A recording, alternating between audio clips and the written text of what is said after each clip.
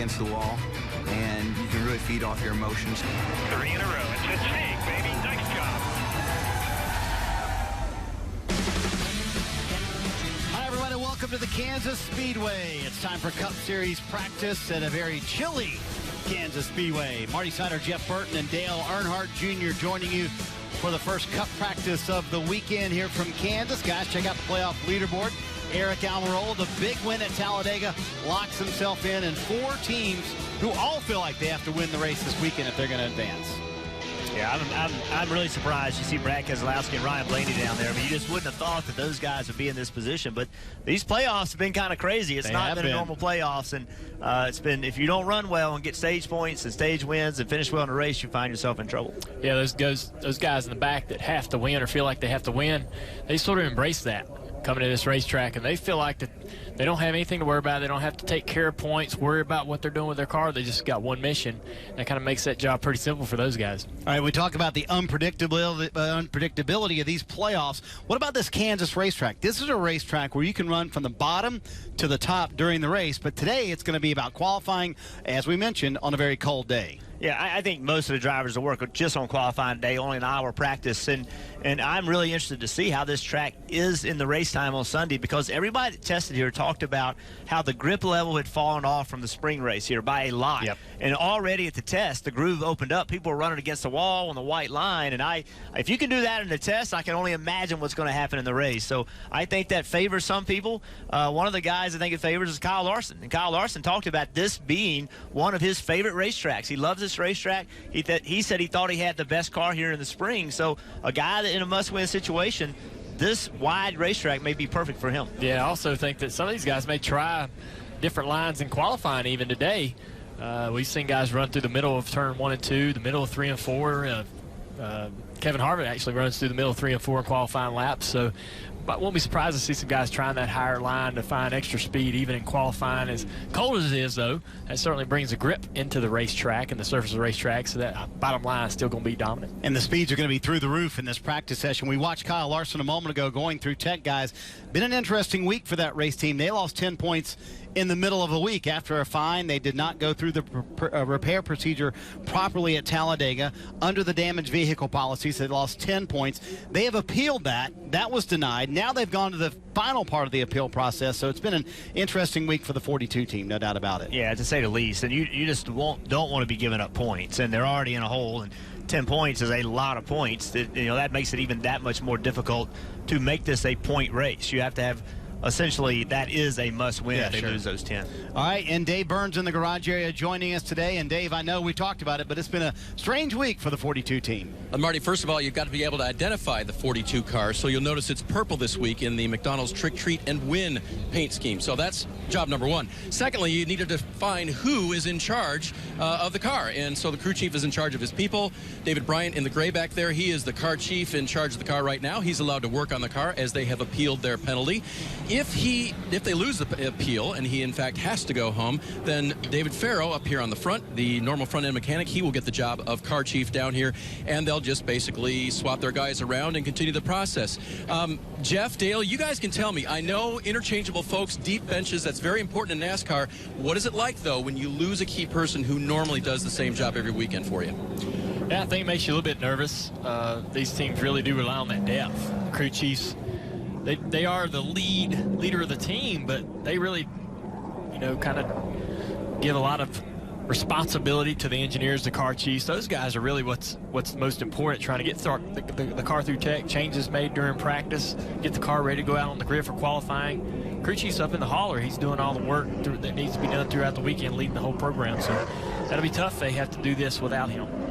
And they'll know the answer, in theory, tonight. So they'll be ready for tomorrow, but they have gone to the final appeal process for the 42 team. Again, already denied that one time. Hey, we talk about the unpredictability of these playoff guys. I mean, check this out. This is where things stood before the overtime at Talladega. Completely different picture than we finished the Talladega race with, Jeff. Well, you see how quickly it did change. Once Eric Almirola won that race, it completely changed the game. And before overtime, he was sitting there going to be 3 points behind, needing to come here and having a really, really good race. And now he comes here laughing and in a good mood. Now he's just going to go try to work on his mile-and-a-half program, try to earn some more points moving into the next round. So that's a major change from his mindset from where we're seeing Ryan Blaney. And, of course, Chase Elliott, who we're riding along here with, he's happy too. I mean, he's going on to the next round because of his win at Dover. Hey, Junior, what's the pressure like? What does it feel like as a driver to show up at the racetrack saying, I've got to win, or my season that we've tried for is over?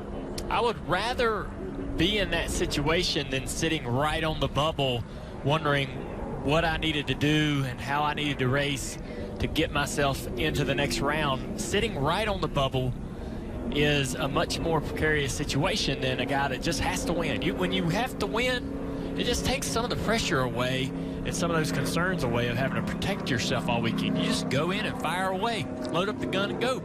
And when you're sitting on that bubble, man, it's so nerve-wracking, and you can't really race and make the decisions you want to make like you typically would throughout a weekend. Yeah, you know, I always want to be in the situation. I don't ever want to be in the situation where I have to get a win to get in, because if I look at where all the guys are that have to get in with a win, they haven't exactly been winning tons of races, and they haven't really shown the speed to do that. I know Keselowski, he's in that position, but you know, you can make an argument that they have been in the right position at the right time to win their races. Now, that's a compliment. That's a huge compliment of finding a way to get that win, but it's going to be difficult to win this race. I mean, this is, you know, you're in back there in points for a reason, and you're going to have one of your very, very best days of the year to make this happen. You see, Kyle Busch, certainly one of the big three that we talked about for a lot of the year. I want to get your guys' take on this. It's a question we addressed in NASCAR America earlier this week. Is the big three still the big three? Obviously, the first 23 races, they took off. Look at those 17 wins, 74% of the races. But the last 8 races, just one win. That was Kyle Busch at Richmond. Hasn't really been the same for the big three. But at Kansas, we know they'll be very good. They have the last 5 wins at this racetrack. So, simple question to both of you. Big three still the big three?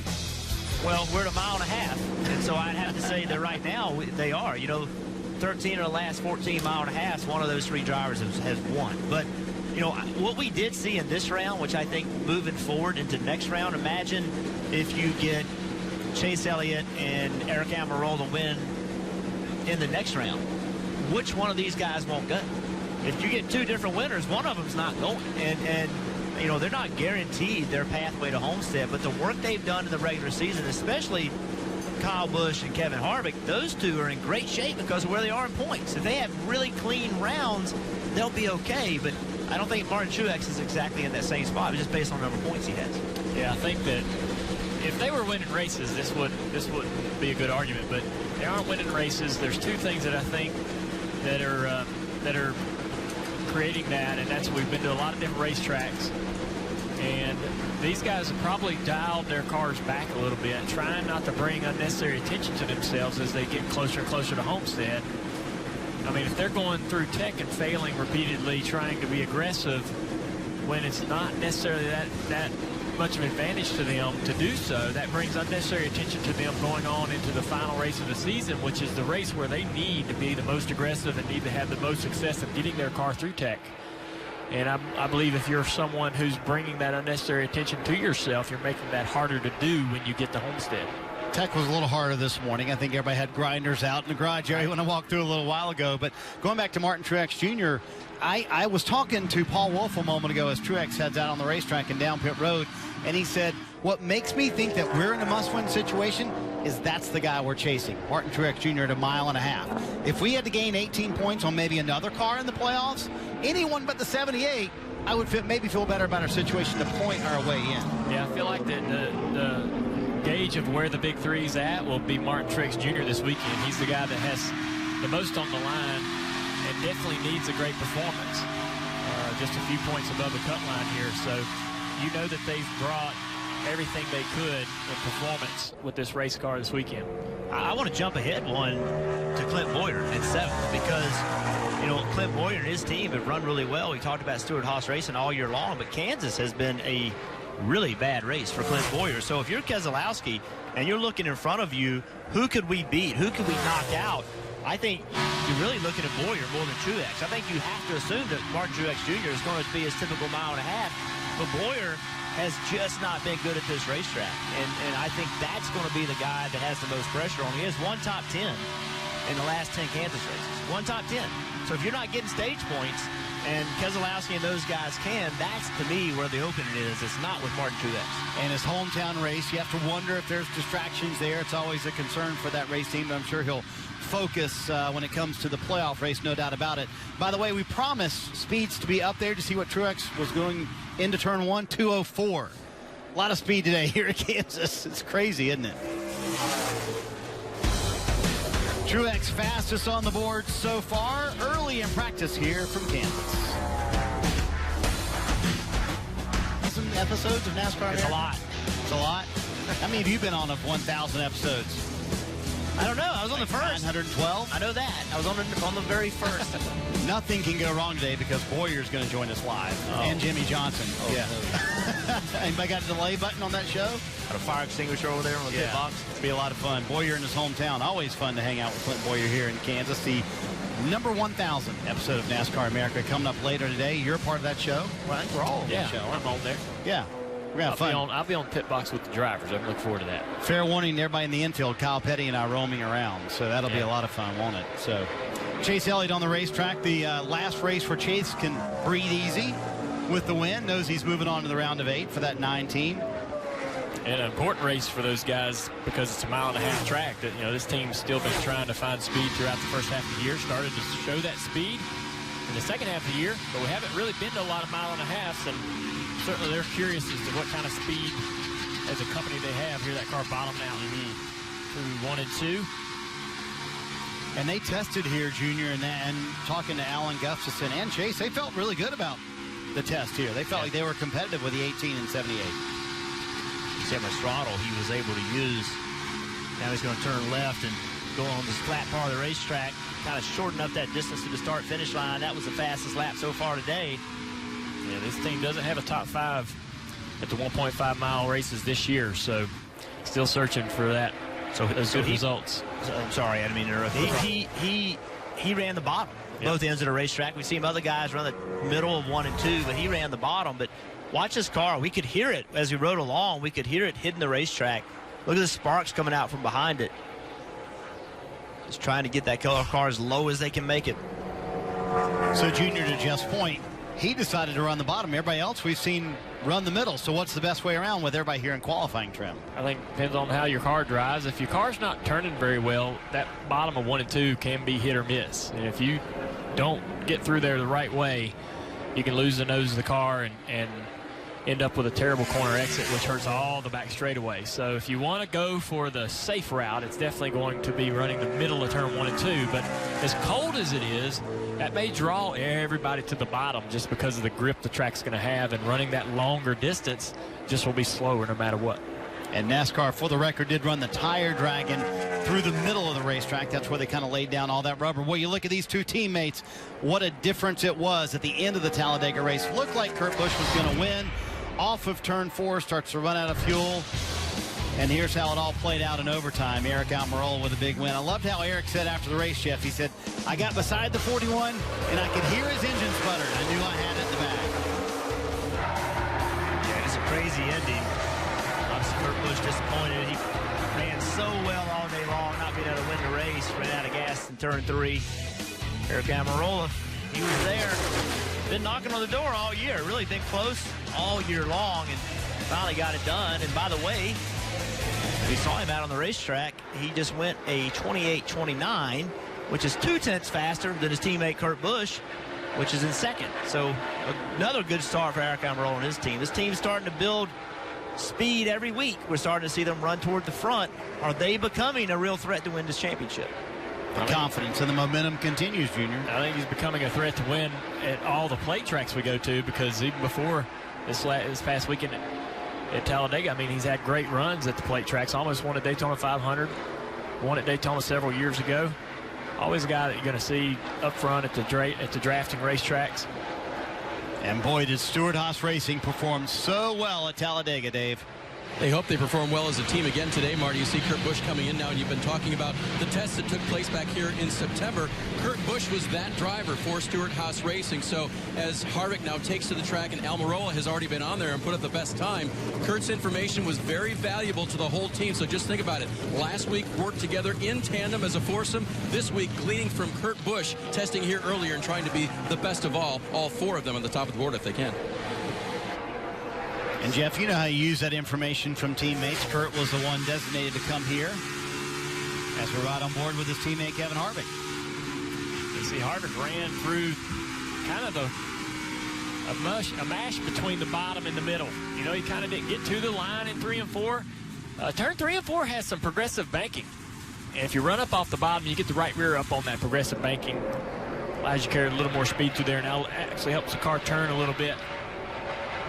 Can't wait to see that reverse driver view of Kevin Harvick during the race on Sunday. Talking about drivers who are, there you go, that's that view. Drivers who are in a must-win situation. Spent some time with Brad Keselowski and Paul Wolfe this morning. And again, they feel like because of the cars they're chasing, you can see the points on the left-hand side there, they've got to win. That's really their only route to be able to make it to the next round. You know, we talk about these teams have to win, and you know what makes that so difficult is they go to the racetrack every week trying to win. You know what I mean? It's not like they get to this point in the year and say, oh, we got to win. You know what I mean? Yeah. They try every single week. Now, the reality of their situation is staring right in front of them. When you're race 10 versus this race, it's a major difference because now if you don't win, your year is over in regard to trying to win a championship. But it's just so hard to step up to that big moment and all of a sudden find enough speed to win those races. Who would you want to be in a must-win situation, though, if you were going to a race? I mean, this guy right here has been the one that we know will do whatever it takes or try to do whatever it takes. So as far as a fan and tuning in on Sunday, I mean, this is something I'm excited about. Brad Keselowski in a do-or-die situation. He's called a shot before and backed it up. Yeah. Well, listen, that race he won at Talladega in that must-win situation, he was phenomenal. I mean, he was super aggressive right off the bat, but this weekend has not gotten off to a good start for them. That qualifying run has them in 20th. 1 second. 1 second off Eric Almirola. That is a mile off. So, and Brad Brad just told crew chief Paul Wolfe, I didn't think I left anything out there. So they may have a similar issue to what the 42 had last week. No speed to start.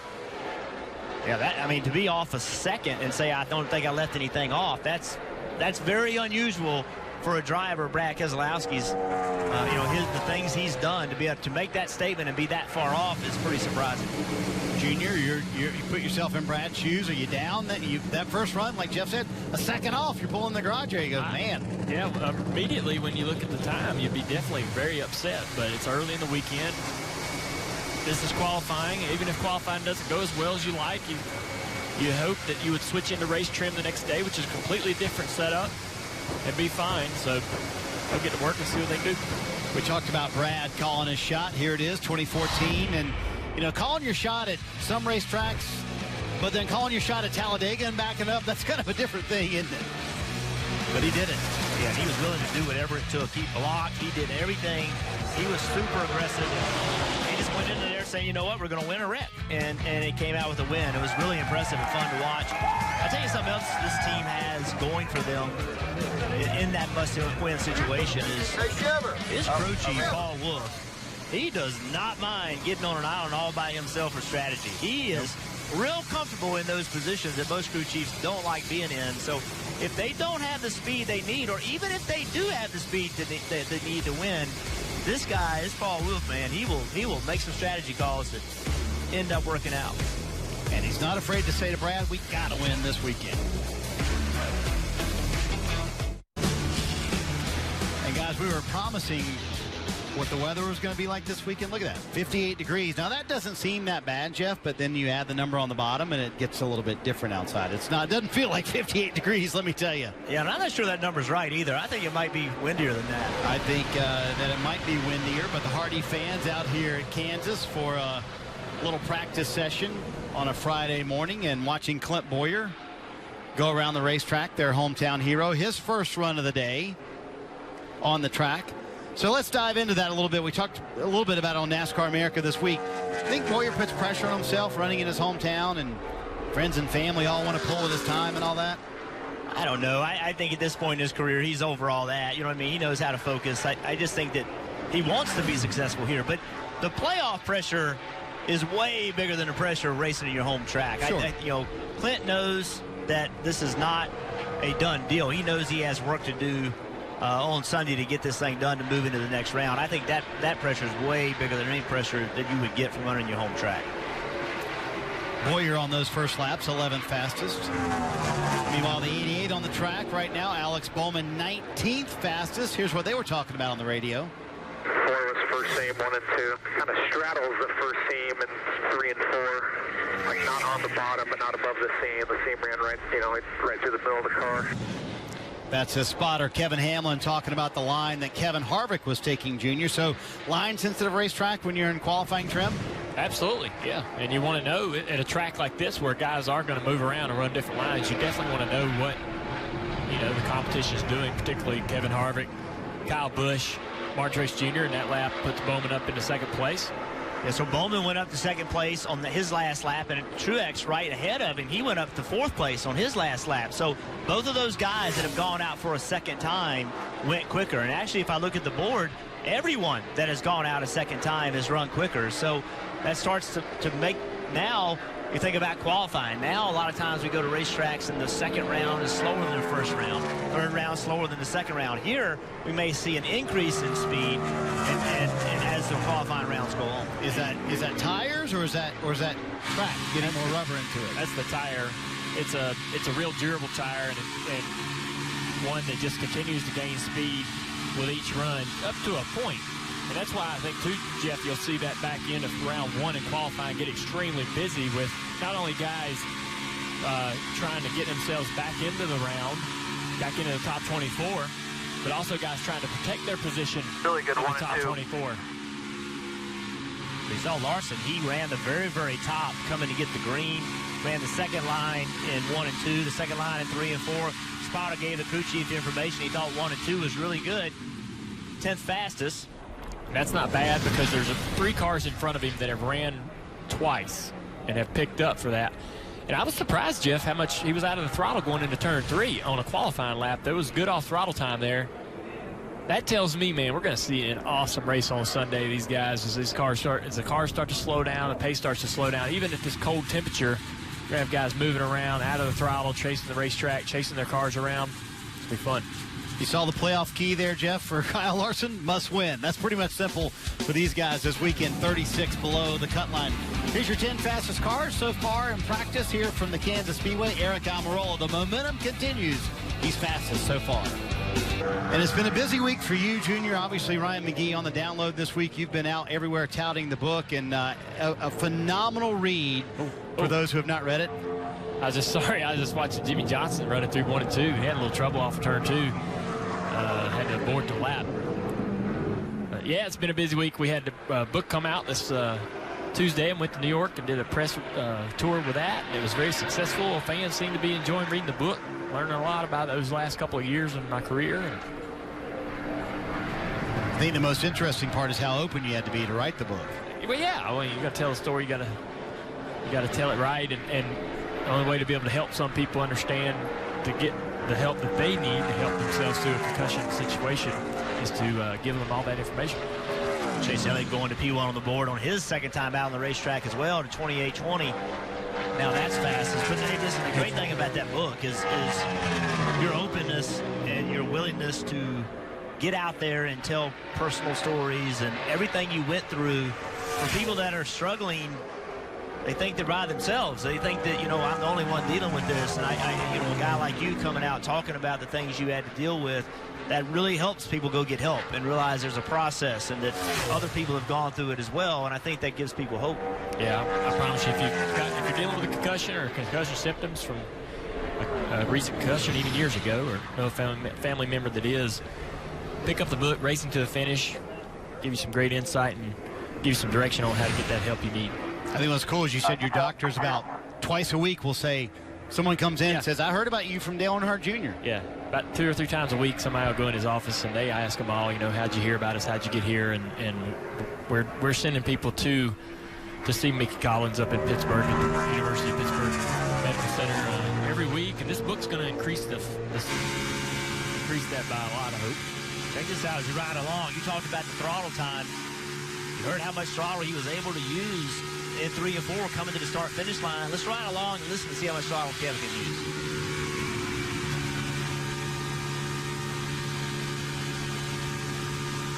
That's a lot of commitment into turn 1.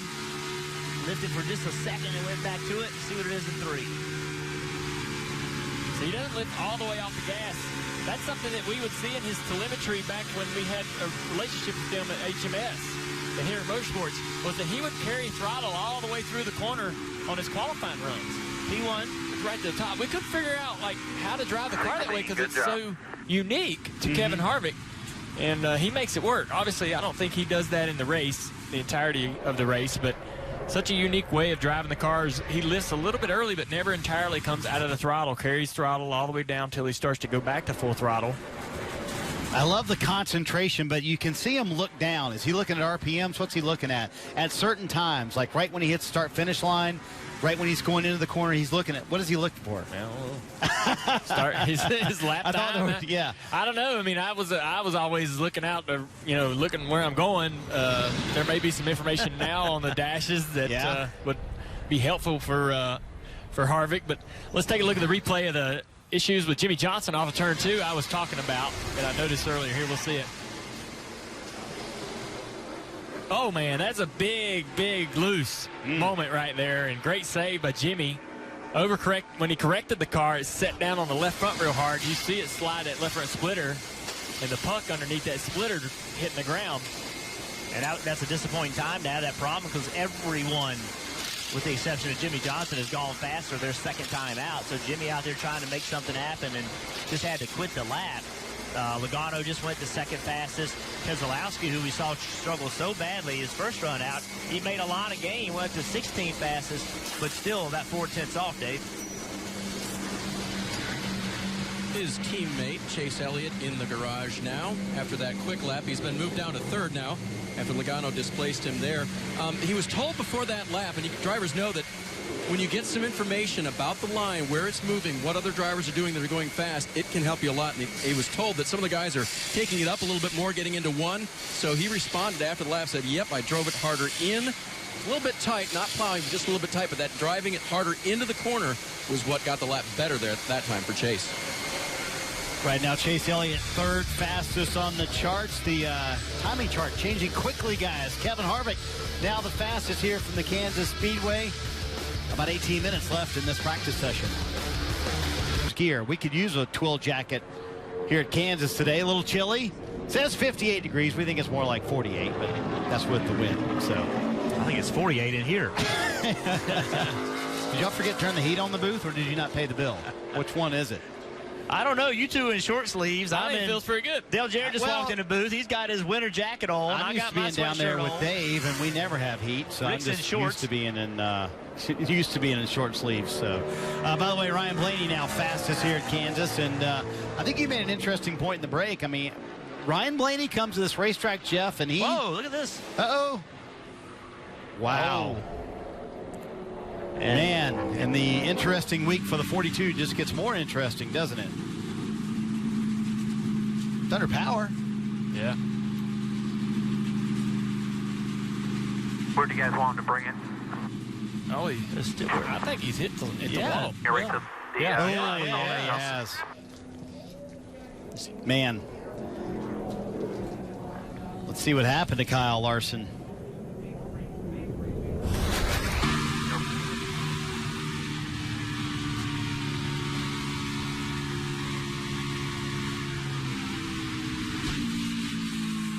Jimmy Johnson have trouble in that same spot on the racetrack, and you have to get the he was able to side it the right side back down here. to save it. Kyle, you can see right here, the back of the car starts coming around, chasing it up the racetrack. Just ran out of room. Man, what else can go wrong with that 42 team this week? They're now 36 below the cut line, going to a backup car here with 14 minutes to go. First practice session in Kansas. And Marty, you would have thought that this would be the weekend that could fix it, right? Because he tested here early in the year, then ran so well, even with issues in the spring race. And now coming back here, plenty of speed, but then this. didn't get loose right there. Trying to stay in it, driving. The guy frees all the hands, turned to the right, and he throttled back, and then he stayed in the throttle, and then it just was. I was just impressed that he tried to continue the lap after the first time he get loose. So that's the kind of race car driver he is. A little bobble ain't gonna slow him down. Got up off the bottom and still thought maybe I could run this lap through the middle of the corner, and car stepped out even bigger a second moment. Yeah, I'm sure just thinking that in Q trim, he'd have enough grip to get up the racetrack a little bit and recover. And but yeah, you saw his hands go to the right. You knew he was loose then, but he stayed in the throttle trying to make the rest of the corner happen, and it just was too much speed. I know it's hard to measure, but there are not many race car drivers in that garage that are going to stay in the throttle after that first bobble. There just aren't. Already out of the car talking to Chad Johnson. This round for Kyle Larson, we were talking about earlier this week, guys. They just have trouble in this round for some reason. Here's last year, they lose an engine in this race, and this is where they're eliminated in the 2017 playoffs. Finally let go. Had trouble all day, and finally just let go and ended their round. But you know, when things start going badly, sometimes it's hard to stop it. Sometimes that momentum, I'm not a momentum guy, but sometimes it seems like it starts going downhill and you just cannot stop it. For what it's worth, if you're a Kyle Larson fan, he did start from the back here in the spring and wound up finishing 4th.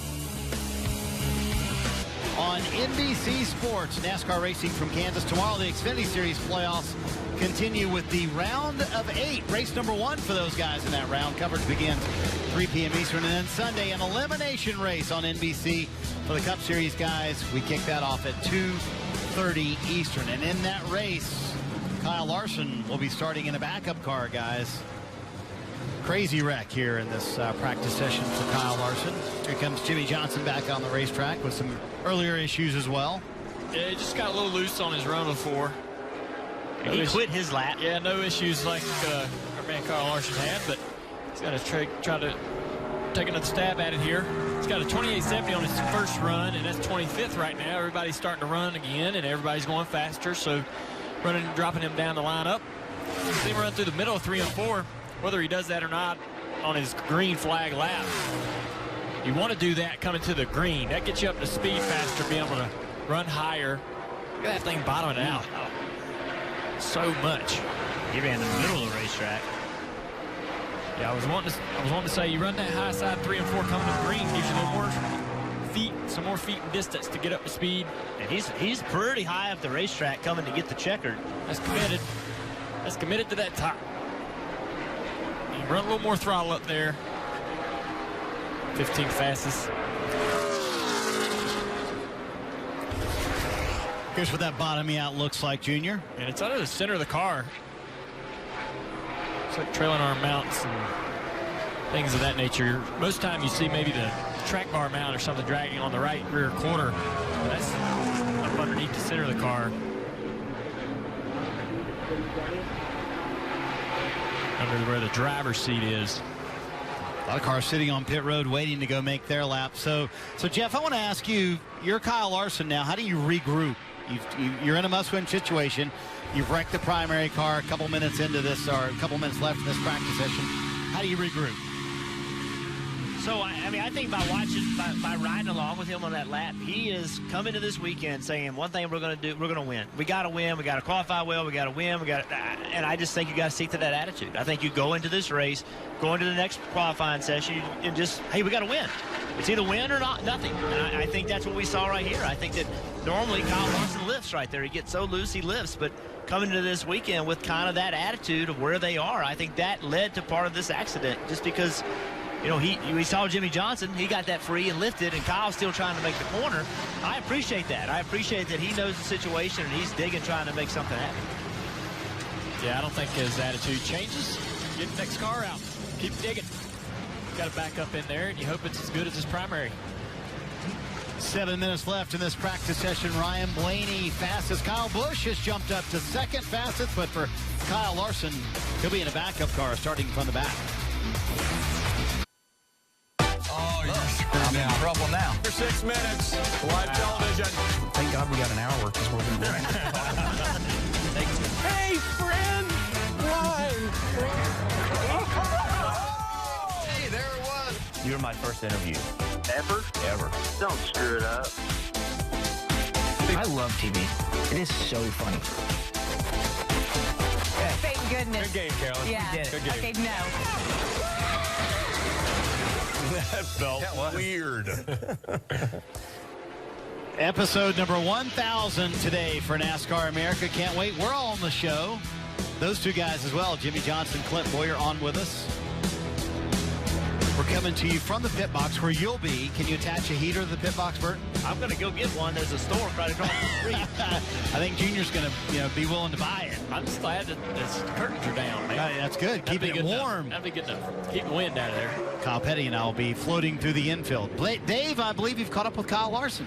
Yep, he's been on the show plenty of times, but you never want to make the highlight reel in the way that he just did. Kyle, that was a pretty hard hit. You okay? Yeah, I'm good. Just mad at myself. Made a mistake, got loose, and had it corrected. Then it's like the second time I corrected. I don't know if I got it on the splitter or what, but then it didn't turn and went straight. So, yeah, I just hated that I wrecked the primary car there. I'm sure our backup car will be fine. We're always pretty good here at Kansas, so we should be fine. I've been in a backup car here before and been really fast, so just dig deep and work hard and see what we can do on Sunday. You mentioned dig deep. Is this going to steal your resolve a little bit to win on Sunday?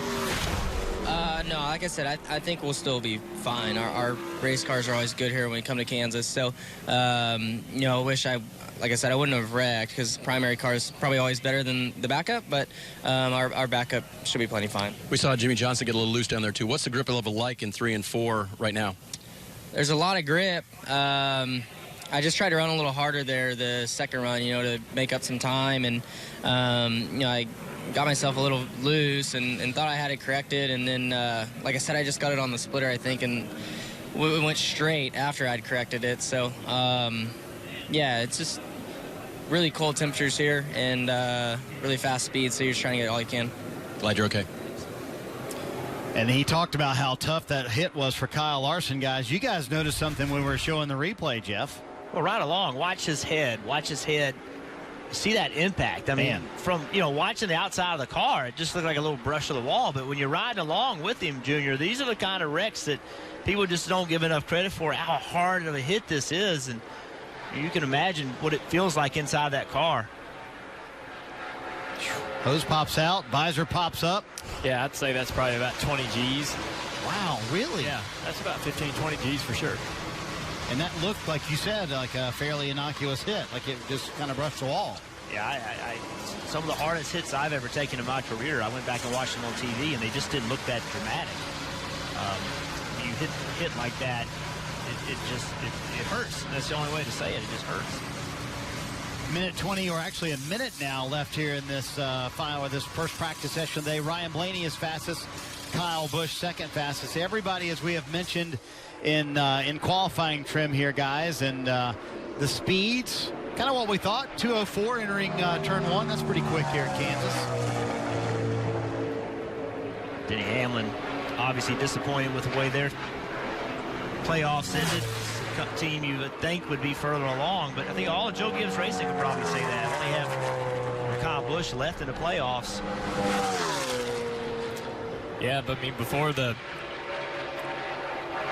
evolution of Stewart-Haas Racing, you would think that Joe Gibbs Racing was a team that would put 4 cars into the playoffs near the final few rounds, but Stewart-Haas has kind of become that team, and now Gibbs is sort of searching to find that competitiveness to be able to do that with all of their cars.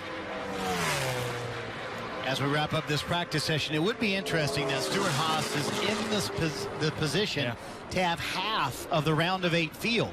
Yeah, that certainly could change the dynamic in this next round. The sport really changes fast from year to year. Who's going to be dominant and who's not?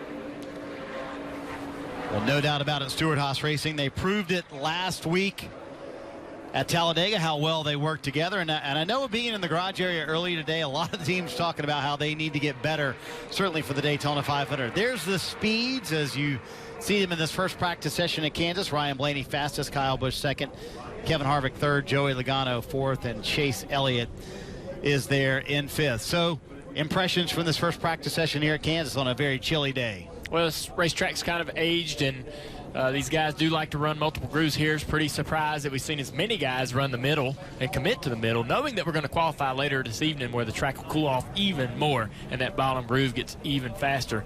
But running that middle groove is a little easier to do. The bottom's a little rougher, a little bumpier, a little harder to hit those lines perfectly and everything. So we'll see if they'll run there later tonight. I suspect they will.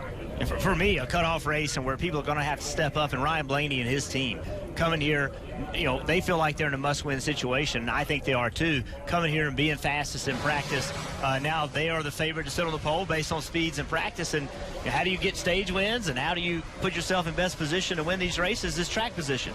And now with them unloading with this kind of speed, that lets everybody know they're here. They have the equipment to get this done, and I think that's a huge confidence builder for this team right now. Well, and the confidence coming into this racetrack, that's worth something, Jeff, because he says, hey, this is my favorite racetrack, and if I'm going to be in a position where I'm going to have a cutoff race, I'd love to have it at Kansas. Yeah, and for him to say that and then come and make this speed, that verifies, hey, we know what we're talking about. We know we're good here. We can make this happen here. So, confidence matters. A fast race car matters the most. But when you have a fast race car and confidence, you can make something happen. And a team that needs to make it happen, great start for the weekend for those guys. Love these practice days, Junior, where you can just focus on a Friday on qualifying trim. And you've got 2 practices tomorrow to worry about race trim. It's supposed to be beautiful weather here in Kansas. Yeah, things don't go right today. You still got a whole day tomorrow to figure everything out. This is such a fun racetrack. You hear a lot of drivers talk about how much they love racing here. It's because of that ability to run all over the racetrack in the corner from the bottom to the top. See these guys working on Brad Keselowski's car, trying to get this thing to check.